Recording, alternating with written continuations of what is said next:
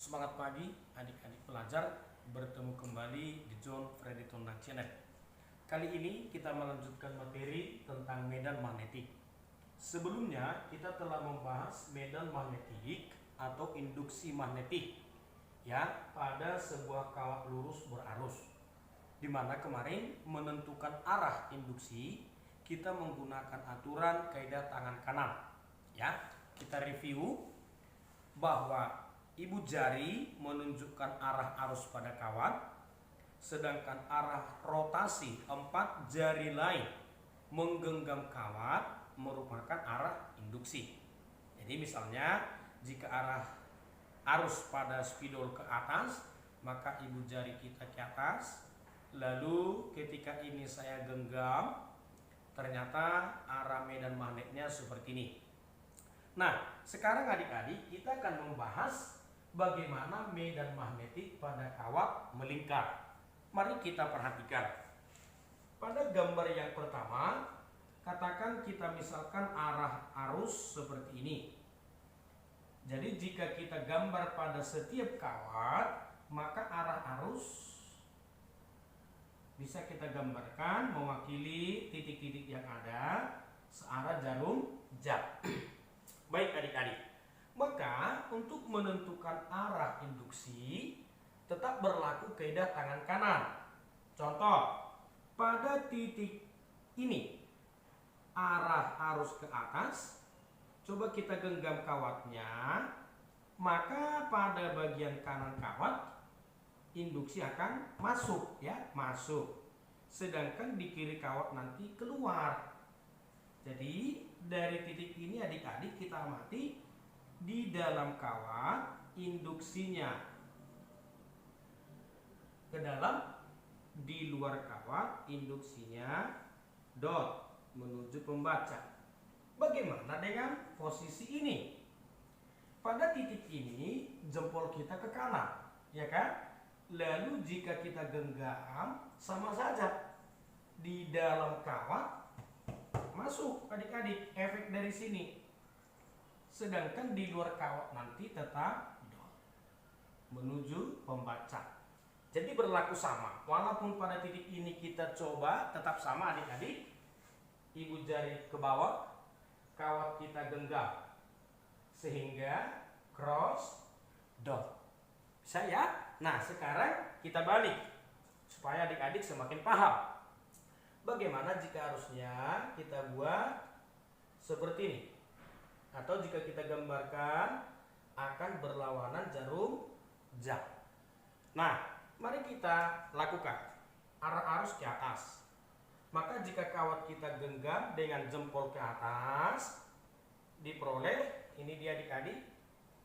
Nih cara kita menggenggam. Artinya di kiri kawat akan keluar. Jadi pada titik ini dot, sedangkan di sini cross. Bagaimana di atas? Jempol ke kanan. Mari kita genggam kawatnya. Ini yang kita peroleh. Masuk, keluar. Ya, ini posisi kawat. Di atas masuk, di bawah keluar. Jadi di atas cross, di bawah dot. Bisa adik-adik? Nah, tentang arah induksi di bagian dalam kawat dan di luar kawat bisa kita lakukan menggunakan kaidah tangan kanan. Sekarang bagaimana dengan nilainya? Jadi misalkan adik-adik, ini titik kita anggap sebagai pusat lingkaran ya, titik P, pusat lingkaran. Maka supaya sejalan dengan bagian A kemarin, jika jari-jari lingkaran kita simbolkan dengan A, ya, jari-jari saya simbolkan dengan A, maka nanti adik-adik bisa gunakan induksi magnetik di pusat lingkaran sama dengan mu0 kali kuat arus per 2A. Jangan lupa kita kalikan dengan N, di mana N itu merupakan banyaknya lilitan kawat. Jadi sekali lagi adik-adik, dalam hal ini A merupakan jari-jari lingkaran dalam satuan meter tentunya ya, jari-jari kawat boleh.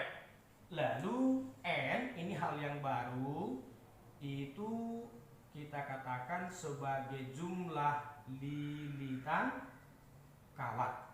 Jadi jika lilitannya hanya satu kawat, N-nya 1. Ya. Lalu P di sini adalah induksi di pusat ya, di pusatnya. Nah, sekarang bagaimana dengan induksi magnetik pada sebuah titik di luar kawat? Contoh, katakan saya buatkan di sini ada titik A. Ya, ini titik A. Bagaimana induksi magnetik dari lingkaran pada titik A? Maka yang kita lakukan adik-adik, jika kita misalkan jarak dari pusat ke titik tersebut adalah B, maka kita harus cari sisi miring agar kita peroleh sudut. Jika saya katakan sisi miringnya R, segitiga kita siku-siku di P, maka berlaku R kuadrat sama dengan A kuadrat tambah B kuadrat. Ini langkah pertama. Jadi kita harus menemukan sudutnya. Sehingga nanti adik-adik, induksi magnetik di titik A ya, di titik A itu sama dengan mu 0 kalikan dengan I. Lalu sudutnya berpengaruh karena dia sudah di luar ya, kali dengan I kalikan dengan A, di mana A tadi jari-jari sinus theta per 2R kuadrat, jangan lupa kali N jika lebih dari 1 lilitan. Itu dia ya. Jadi sekali lagi, jika ditanyakan besar induksi magnetik di luar lingkaran, besarnya, arahnya tetap menggunakan tangan kanan. Maka kita cari dulu sudutnya sehingga dapat sisi miring. Kemudian formasinya seperti itu. Bisa adik-adik, namun secara umum yang sering ditanyakan dalam bentuk soal adalah di pusat. Kira-kira demikian konsep dasar untuk induksi magnetik pada kawat melingkar. Jadi sekali lagi, hati-hati dengan jumlah lilitannya. Baik adik-adik, langsung saja kita bahas soal sehubungan dengan topik induksi magnetik pada kawat melingkar. Dua kawat setengah lingkaran ya, dua kawat setengah lingkaran A dan B memiliki jejari sama R, ditempatkan seperti gambar. Jadi kita katakan mereka memiliki pusat pada satu titik ya, pusatnya. Jika kuat arus pada masing-masing kawat I dan 2I, maka pada kawat A arusnya sebesar I, sedangkan pada kawat B arusnya sebesar 2I. Induksi magnetik di pusat lingkaran A, B, C, D, dan E. Baik adik-adik, hal yang pertama, kata kunci pada soal bahwa lingkarannya adalah setengah. Jadi bisa kita pastikan jumlah untuk A, jumlah lilitannya nanti setengah lingkaran, untuk B juga berlaku hal yang sama ya, karena di rumus kita ada jumlah lilitan. Oke. Lalu yang kedua adik-adik, mari kita analisa satu persatu. Misalnya bagaimana dengan induksi yang dihasilkan kawat A ya, maka jempol kita ke atas sesuai permintaan soal. Lalu jika kawat kita genggam, ini adik-adik, jempol ke atas, genggam kawat, maka di titik B arahnya keluar ya, keluar. Jadi kawat ke atas, ini titik B, keluar. Jadi bisa kita buatkan dari kawat A, arah induksinya nanti keluar dari bidang. Maka perhitungannya, induksi di pusat oleh kawat A, rumus kita kan mu 0 kali I kali N per 2A. Maka sekarang buatkanlah arus kawat A, jumlah lilitan kawat A, jari-jari kawat A, dimana tadi jari-jarinya sama yaitu R. Baik adik-adik, sesuai pilihan, tidak usah kita pecah, tetap mu 0, arus kawat AI, jumlah lilitan kawat A setengah lingkaran per 2 kali jari-jari kawat A R. Sehingga jika kita selesaikan diperoleh mu 0 kali I per 4R. Ya, ini induksi di pusat lingkaran oleh kawat A.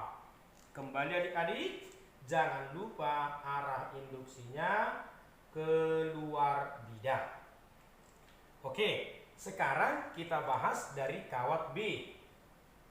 Maka induksi yang dihasilkan oleh kawat B pada pusat, arah arus ke atas, lalu titik B di kanan kawat. Dari sini ya adik-adik, jadi ini jempol masuk, bisa ya, masuk. Karena arus jempol masuk di titik B-nya. Jadi dari kawat B, arah induksi masuk atau menembus bidang. Nah, sekarang kita hitung dengan cara yang sama. Induksi di pusat lingkaran oleh kawat B sama dengan mu 0 I N per 2A.